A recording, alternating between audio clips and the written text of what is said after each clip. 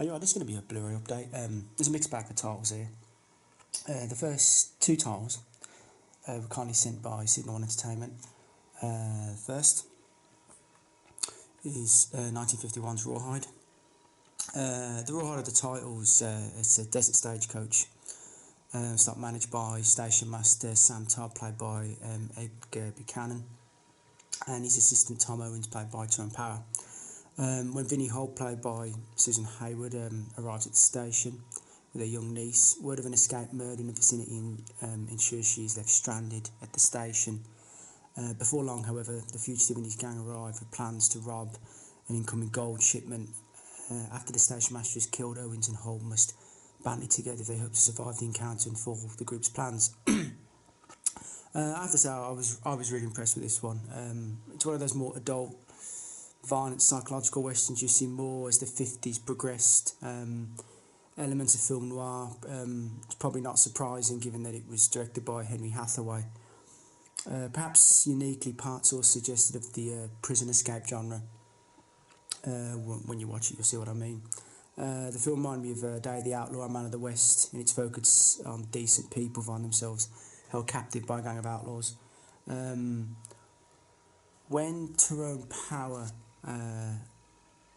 understandably has top billing, it's kind of fresh to see him play a lead with vulnerabilities. At one point he admits to being scared and willing to do whatever necessary to survive.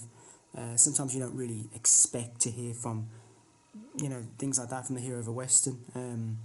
While he inevitably finds courage, the final act nevertheless reaffirms this usual sense of ineffectiveness, which makes a very interesting, unique characterisation of classic western. Regard to the rest of the cast, there's no question. Jack Elam, he steals the show with a superbly animalistic performance as the loose cannon of the group. He's pretty synonymous with westerns,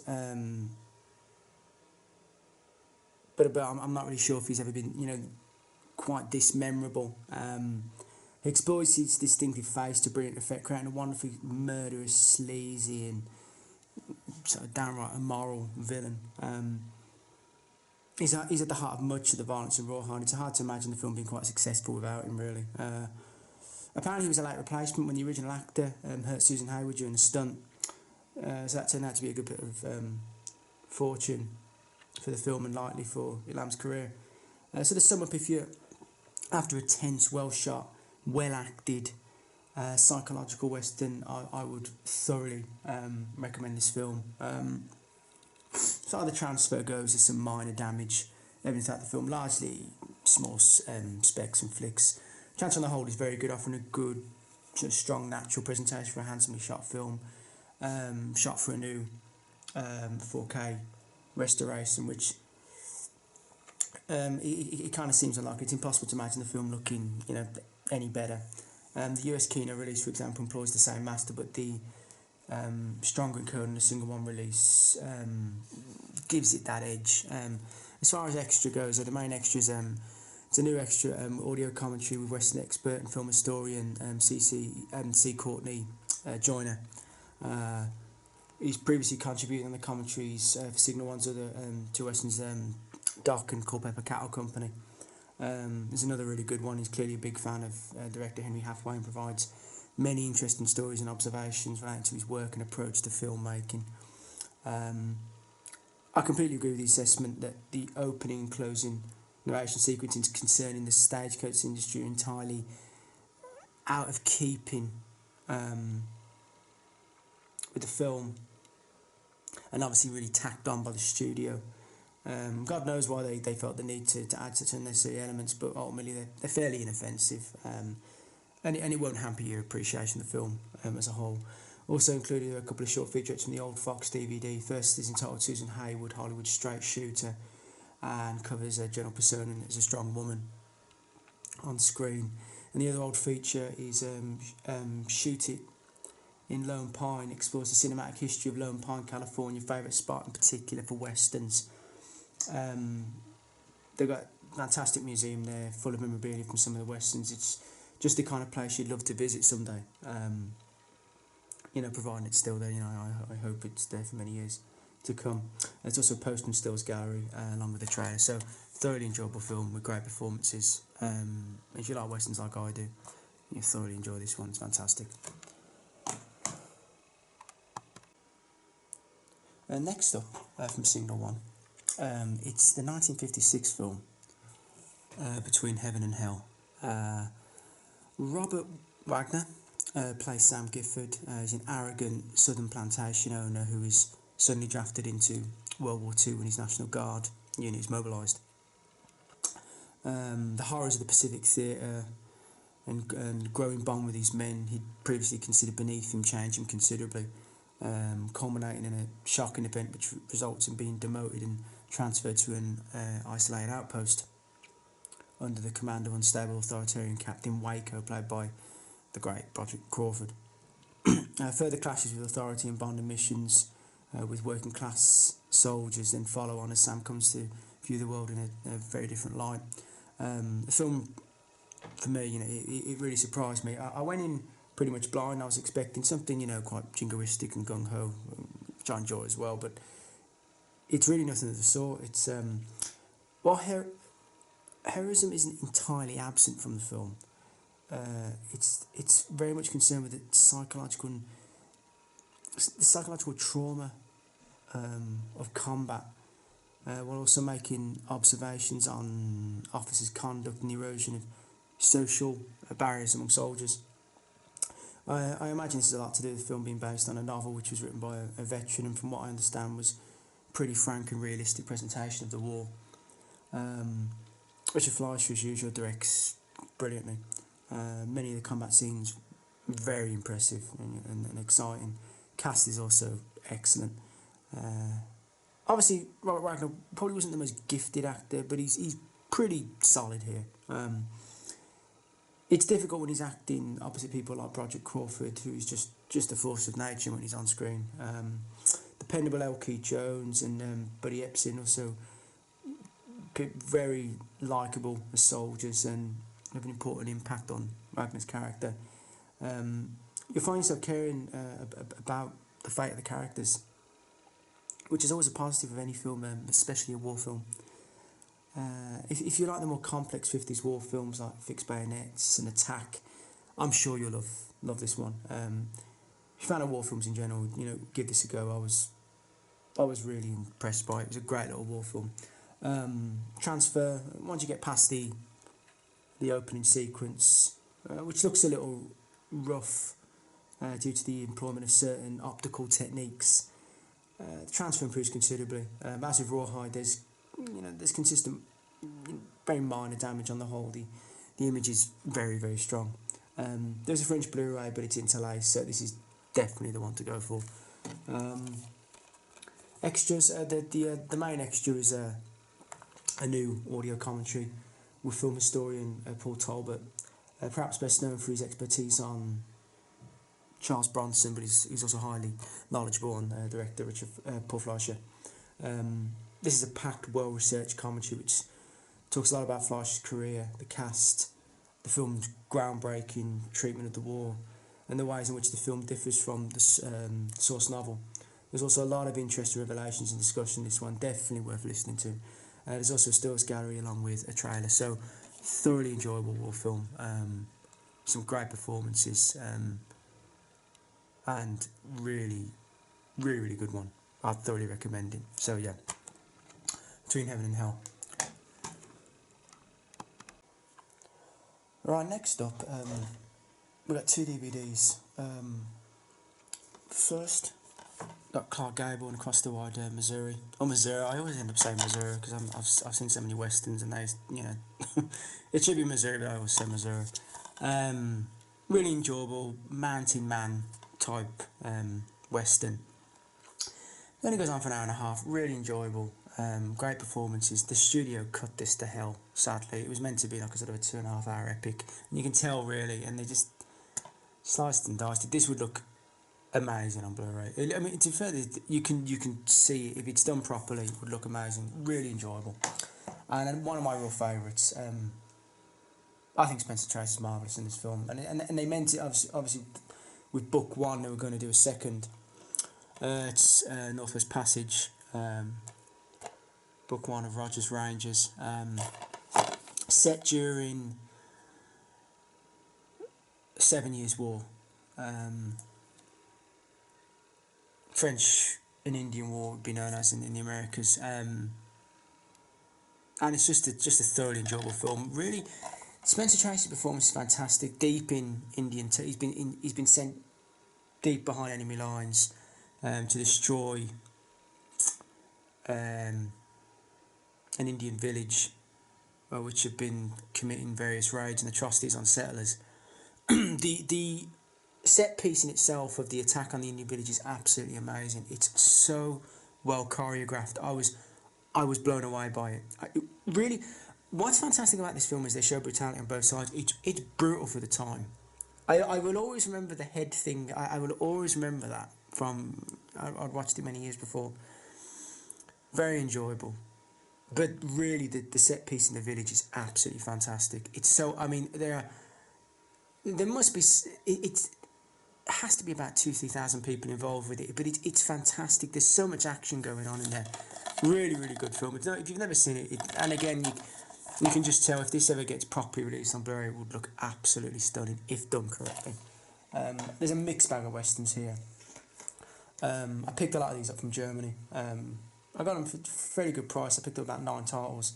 I got the Appaloosa with Marlon Brando. Never seen this film. John Saxon also in it. Here it's good. Another one. Got No Name on the Bullet with Audie Murphy.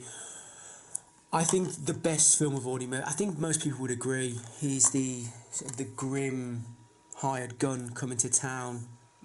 The town's kind of wondering what's he coming for. Whose name is on this bullet. Who's he going to kill? And it's really, really good. Really good film. Yeah, really enjoyable. Audie Murphy's performance really it suits him perfectly. It's very, very good. Now this is a weird one. James Garner and a man called Sledge. Starts off really well. Good cast: Dennis Weaver, Claude Atkins, John Marley. And then halfway through, it kind of descends. It's almost like two different films. You got like the sort of the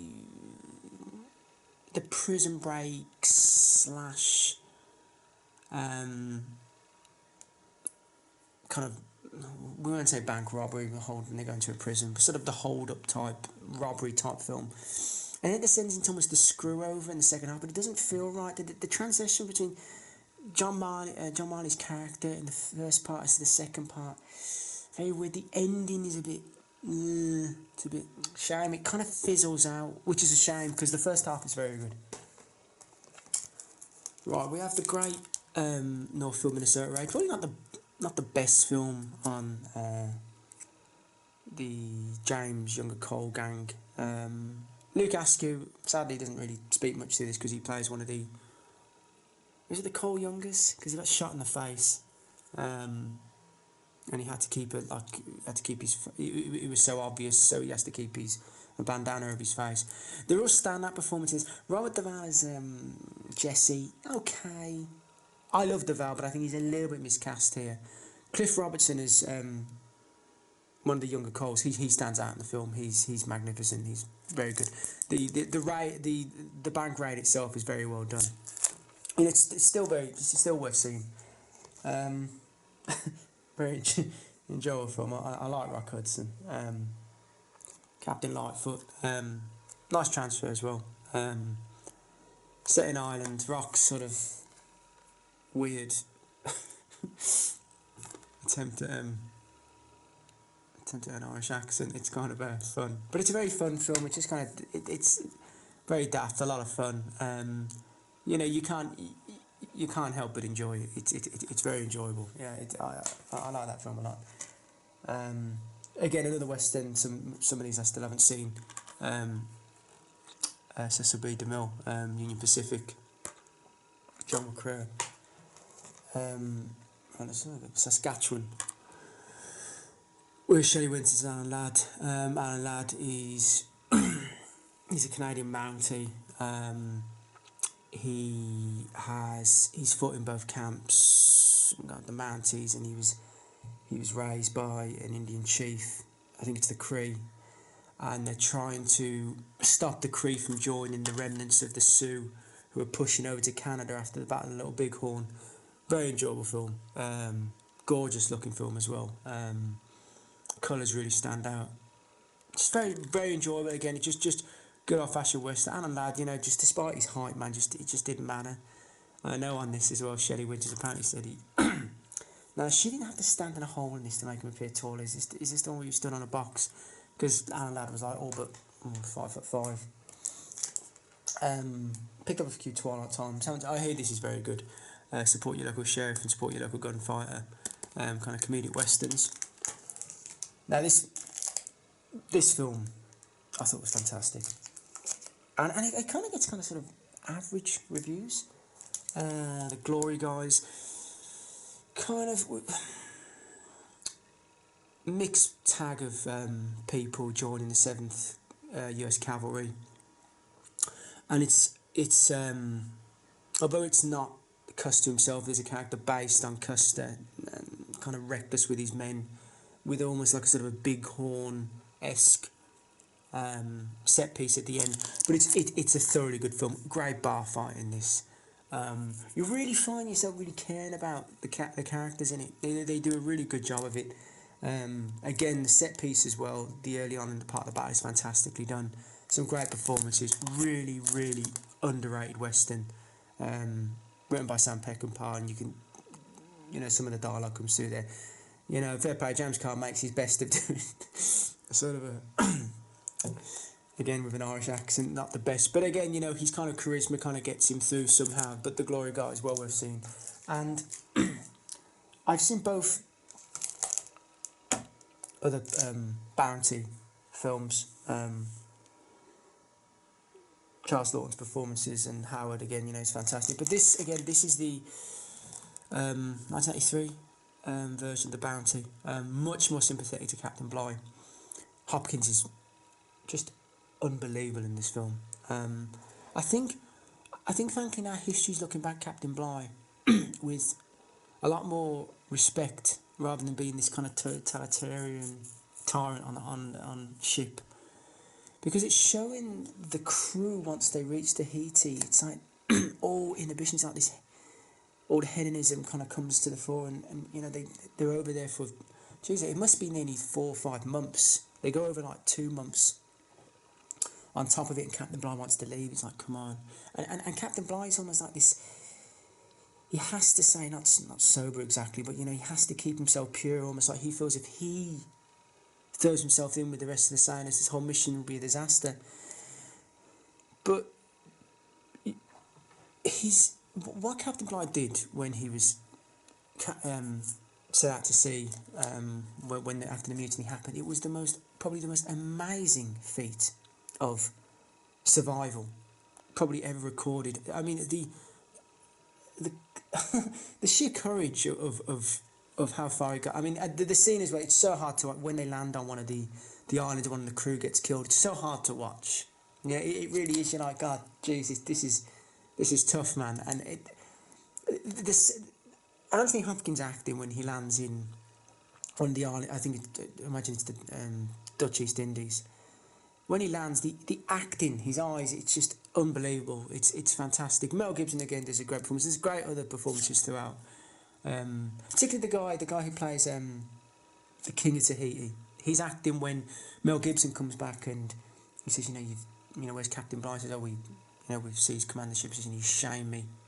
The British are going to blame me for this. You shame me. And then he's acting when he's crying when his daughter's got to go as well. It's really good, really good. I really like the portrayal of Bligh in this one. Hopkins is fantastic in it. He really is marvellous. I'm just going to move these to the side here. Right, what have we got now? We've got, oh God, there's more westerns. And there's loads. This one, More Dead Than Alive, Clint Walker, I'm a massive fan of. They really should have done a 1950s Superman with Clint Walker in. Just perfectly, he's just been perfect for it. I love him. There's something really, I don't know, I just love Clint Walker. Vincent Price is great in this as well. Very former gunfighter, former killer really. Gets this kind of travelling, what would you call it really? Vincent Price, sort of. I'm trying to remember what. Yeah, yes. I'm sorry because I've seen something. It's a travelling sideshow, and he brings Clint Walker in, and one of the young guy on board who's also a gunman gets a bit jealous of Clint and blah blah. But it does get very savage. I mean, there's some awesome squib work in this. It gets quite nasty throughout. It's very very nihilistic ending, and it's well worth seeing. I really enjoyed that one. One I haven't seen with Yul Brynner in. I think there's a few here I haven't seen yet. So I'm going to breeze through them. Invitation to a Gunfighter. Got James Garner and Sidney Poitier in Diablo. That's a great cover art, that is fantastic. Now this... yeah, we've come away from the westerns now. Right, let me just wait for that to clear up. Devil's Disciple, Burt Lancaster, Kirk Douglas, Laurence Olivier. Set during the early stages of American War Independence. Kirk is just so dynamic in this film. Laurence Olivier's performance as one of the generals, and I do know him because he led like the attack on New York. Oh no, it's not Howe. Is it General Howe? Could be another one. I'm not too sure, but he's fantastic in it as well. Burt Lancaster, he changes like 10 minutes left of the film. So enjoyable. The script is fantastic, but Kirk particularly. Kirk is just so dynamic. It just can't take your eyes off him. He's fantastic. It's thoroughly entertaining film. There was a sample, really good. Another thoroughly entertaining film. Probably one of my favourite sword fights. Mark Azar and Torrin Power. Oh, Basil Rathbone is so great in this. The sword fight, it really is. It's fantastic. It's a great film, great ending. I absolutely love this film. It's brilliant. Again, just classic film. Fantastic. Now, yes, Bert again, The Unforgiven. What a fantastic film this was. Audrey Hepburn. I don't want to reveal too much about this film because if I do, I'll go off on a tangent and probably spoil things, but I have to get this actor's name. Oh no, Joseph Wiseman. Joseph Wiseman is such a... I heard one review of this, he kind of hams it up in this film. I don't care, if that's your version of hamming, that's fine. There's a piece of acting from Joseph Wiseman in this, is just unbelievable. Fantastic, great set piece at the end, great fight, trying to keep an Indian attack off in one of the cabins. But it's really thoroughly brilliant film. It's really... I'm not going to spoil that. I'm not going to talk about it. Just watch that film. It's very, very good. Again, we're going another one of my favourites. To watch this a few nights ago, to see the longer version of it, with some good little things in it as well. It's only 5 minutes longer. But it's The Wanderers. Just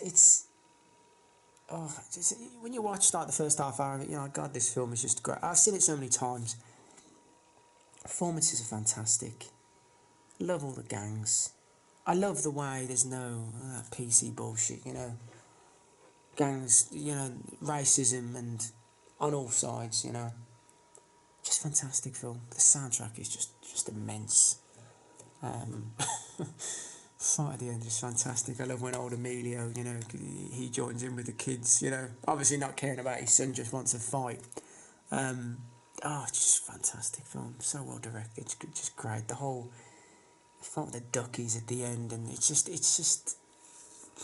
immense. It's a great coming of age film. And Ken Wall, like, oh man, that guy was so good. To me, he should have played a young Elvis. But again, they all are. They're all fantastic. It's brilliant directed by Philip Kaufman. I love the film so much, and the edition as well. 5 minutes long. It's fantastic. So I'm gonna bomb through a few of these now. A lot of these from Powerhouse.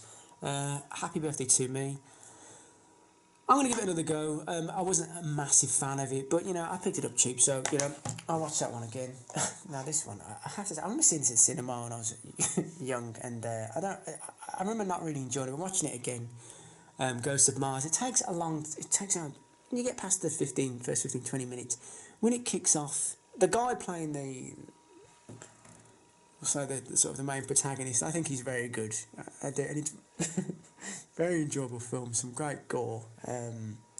It's just it's a great laugh. I think sometimes some of the later Carpenters need to be kind of reevaluated. Particularly, I mean, look, I've already told you how much I love vampires. I think I love James Woods, but this again, it's really get past the first 15-20 minutes, and it's very enjoyable, very very enjoyable.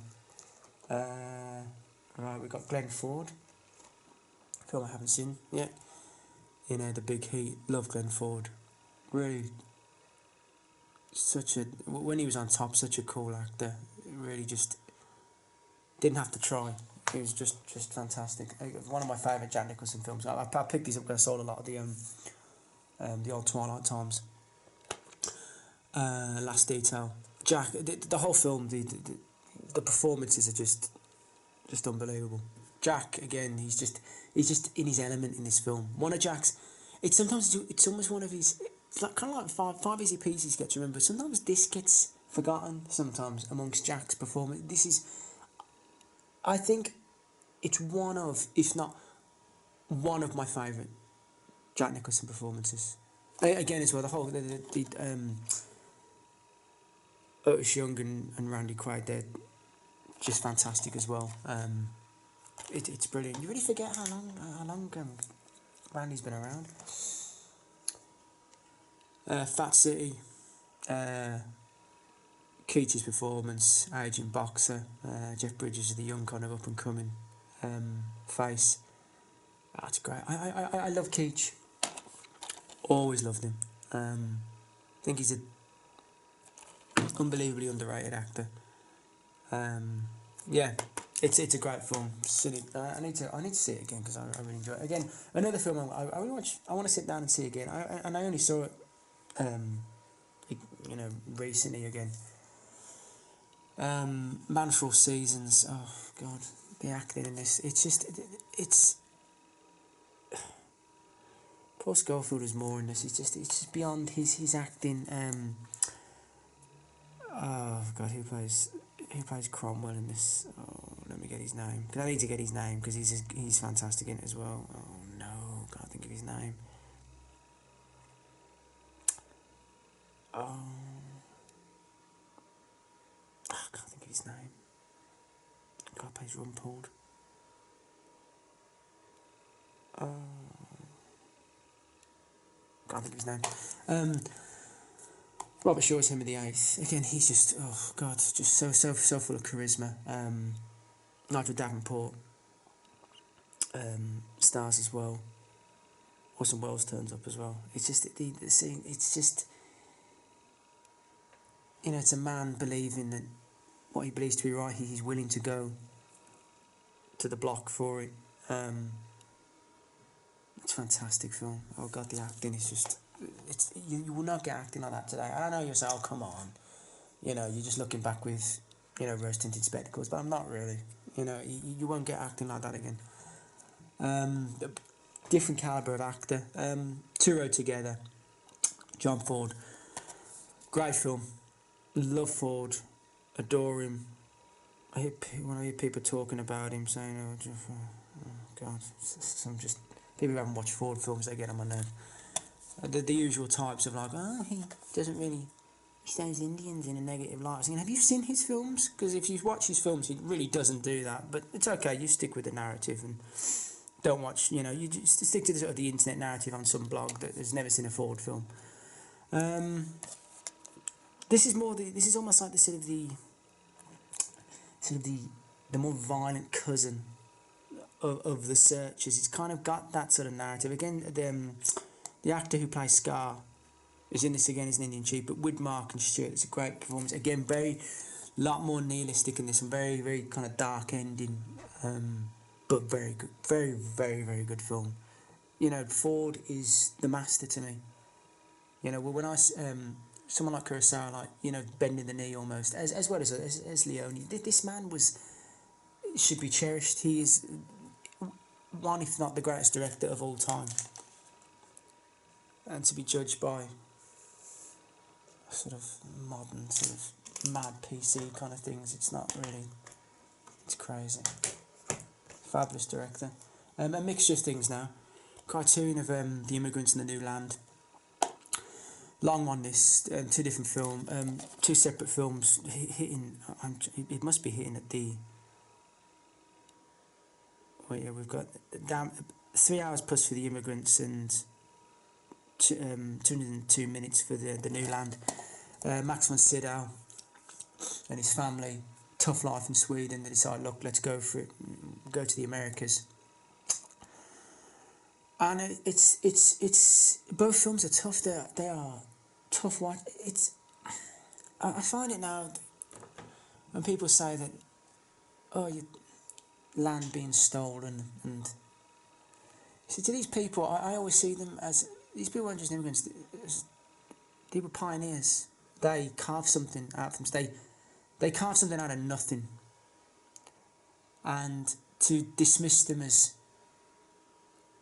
conquerors or genociders, which is just it's absurd anyway. If anyone would know history, it's not about that. It's these people, they want something for themselves, and by God, it's hard watching. It's the land is harsh and life is harsh, and by the time of the second film, they're finally getting something going, and then slap bang comes the Sioux Rebellion. I think the Sioux Rebellion was about 1862 because they go to Minnesota, and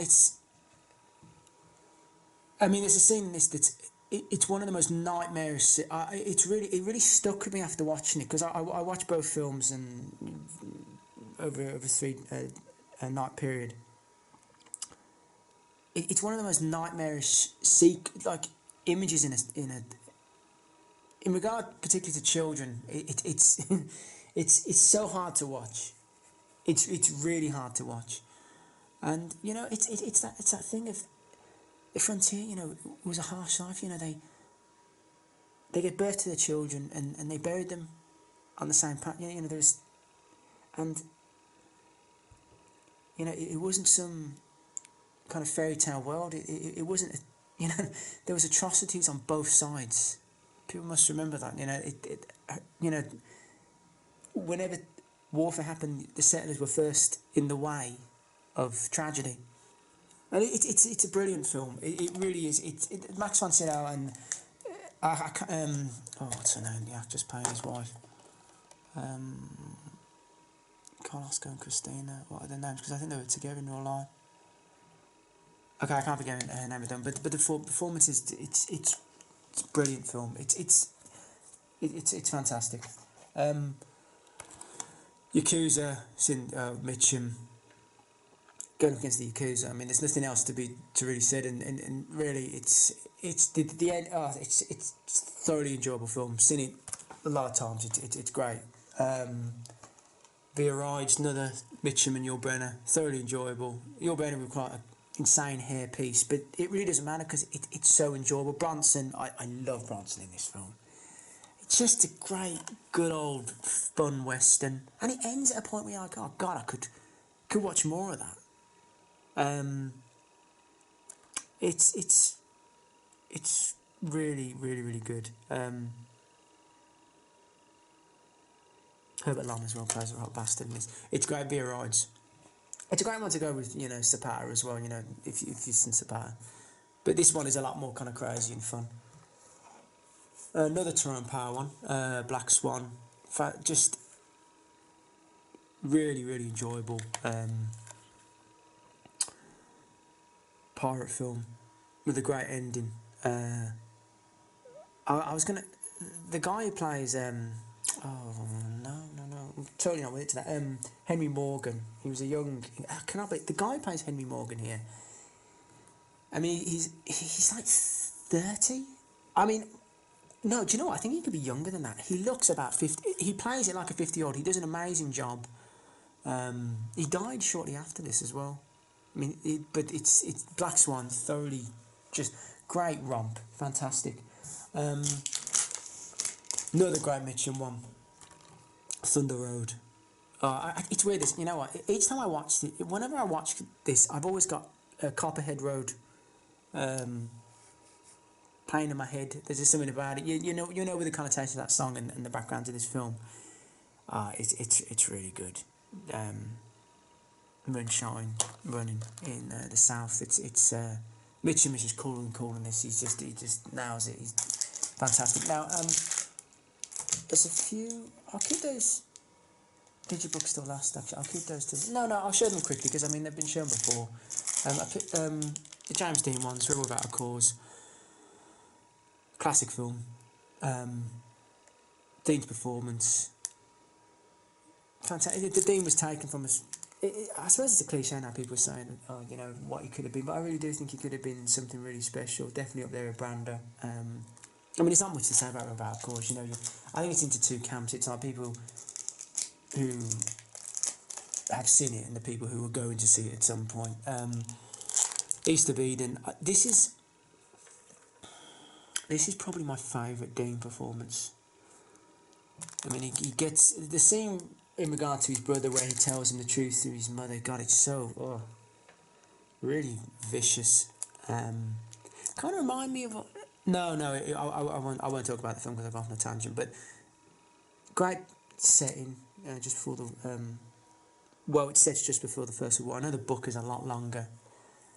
But yeah, Dean's performance, man, it's just so good. It's again, it's like when you watch Giant as well. He does that great thing of being the downtrodden, and then he can be the quite vicious. Do it really well with the eyes. You know, I was really blown away by this film. I really thoroughly the whole performance is the father, but it's just great. Really brilliant film. And one of my all-time favourites, Gary Cooper. I know we keep going. I keep going back to the Sopranos line, you know, the strong silent type. Something about Cooper, man. Again, you won't get the likes of Cooper anymore, you know. And I know I'm doing the whole reminiscing thing, and like, oh come on, you're being boring now. But the performance in this, you would definitely not get a film like this now. No, it would be the cynical, the cynical blogger or the cynical reviewer would be damning it for almost everything. You can imagine what it would be. But just the performance when he's on trial in this, and you're like, oh God, it's just the acting. It's just brilliant. You know, it's like it reeks almost like a Christ type moment of like the, you know, kind of everyone kind of turning on him type thing, and he's standing alone against. It's brilliant. It's there's almost like a martyrdom type aspect to it near the end, and then finally he kind of fights back. It's brilliant. It's just absolutely just unbelievable film. It's Mr. Diggers. If you've never seen this, I assume many people have. It's fantastic. Again, now we're going to do some mixed kind of horror and some Italian kind of trash. For New York. Oh God, this is crazy film. It's enjoyable trash. George Eastman turns up as some sort of ape man in it, which, look, we love Eastman. You can't help it whenever you see him. He's just got that face of an absolute maniac. Some good gore in this as well. It's just so. It's just fucking. Look, it's not going to be the polished of the you know Bronx Warriors types, but you know it's heart's in the demented place, and you can't help it. You know, you can't help but just be go along with it. And if you know, bless him, Syndicate say this with Thomas Millian. I'd say Lord rest him, but I can't imagine he was a very religious man. But then again, I could be wrong about that. But this is a good one, really. And there's some decent Italian crime coming out, and I hope we see more of them, because there's some really maniac performances, and fair play, had a great life, you know. And it's it took a few days for me to know about his death, you know. It's just, you know, anyway, Lord rest him. Red Dawn. I'm just classic film. Love Swayze. It's got like the whole kind of 80s kind of Rat Pack in this, plus Powers Booth. The extras on this are pretty shameful, to be honest. I mean, the term half-assed can't even be even. It really is. It's incredibly half-assed to come to extras. I mean, a film like this deserves a hell of a lot more. I mean, God, well, you know, it's a shame. Randy Quaid in Parents is a good one. I saw this on DVD. It's a good kind of weird, maniacal sort of horror in suburbia type thing. Yeah, these Western kind of titles. Yeah, there's I'm picking them all up. I'm trying to chip away at them. Oh, look, this cover art. One of my favourite cover arts of all time. It's so great. I don't know if you remember the DVD with the boy on the front, which makes no sense because the boy's not in it. I never understood that. Was it the Lionsgate release? I'm not.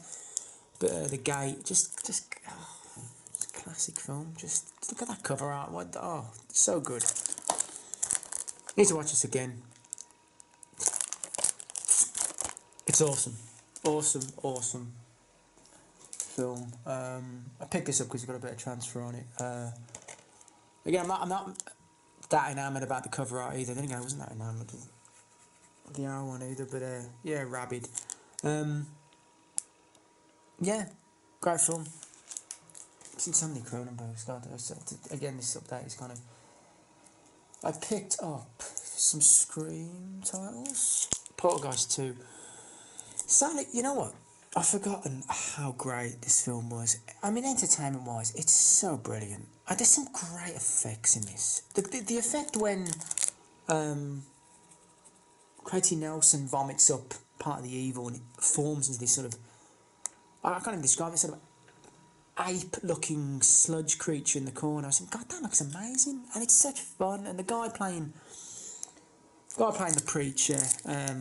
just immense, and I imagine it scared the unholy shit out of children. Julian Beck. There's a scene I think did make it to the Laserdisc where Julian Beck has it out with Zelda Rubinstein, and I know she was unhappy that it was cut. I know it was meant to be a hell of a lot longer. It was meant to be about 2 hours plus. I think the ending was meant to be a lot longer. But again, it's 90 minutes of just pure entertainment. It has to be said. It's such an entertaining film. Now, the third film... the parents are obviously sick of the girl and have shoved her off onto I think it must be Craig T. Nelson's brother. It's okay, it's alright, it's kind of average. Last of the Screams, Firestarter. One of my real favourites. I really love this one. I love the interaction with the girl and her father. I absolutely love George C. Scott as the... Well, he's in the book. I'm pretty sure he's a sadistic Native American working for this group. I know in the book as well. I'm sure he actually kills some of the children to absorb their power. I could be wrong about that. It's been a long time since I've read it. I'm sure I'm sure there's a scene where he ridge hands a child or punches him. I can't. Long time and I've read a lot of King. Yeah, but I'm sure. But the ending is just, oh God, it's so good. It's such. I had the French release of it. It's awesome. And last month, I know everyone's got this, and it's been shown off. But what the hell? I won't show too much of it. But it's the House collection. You know what? The first time I watched it the other night, and I've seen it so many times. Oh God, what a great film! It's so good. William Catt's great. The cast as well. George Wendt, he's funny. The second film is really enjoyable. I'll show a bit of a brief kind of thing. You know, I won't go. I know there's been loads. Great booklet. The booklet is thick as anything. Look at that. Look at the attention. You know, props are. You know, you really have done it. Look, I've always said it. The second film I love as well, particularly when Ratzenberg turns up and he says, "You've got to. Here's your problem. You've got to. Oh." Another dimension. I don't know if you remember that. Like that really kills me of laughter. That does. The fourth film again it's the pizza scene. I always remember very fun. But there's something about the third film. And I know it's not really associated. It's the horror show really. It's not really associated with the house films. But the third film, I love it so much. Oh God, Max Jenke. I love Brian James. I love him so much. I know this was his favourite performance as well. Oh Lance. Just great. And this has got more gore at the end as well. Oh, somebody's laughing this. Again, I think a lot of people probably to their love of Shocker, they might see they'll see Shocker as the best. I always prefer this to Shocker, and I love Shocker. Well, I think it's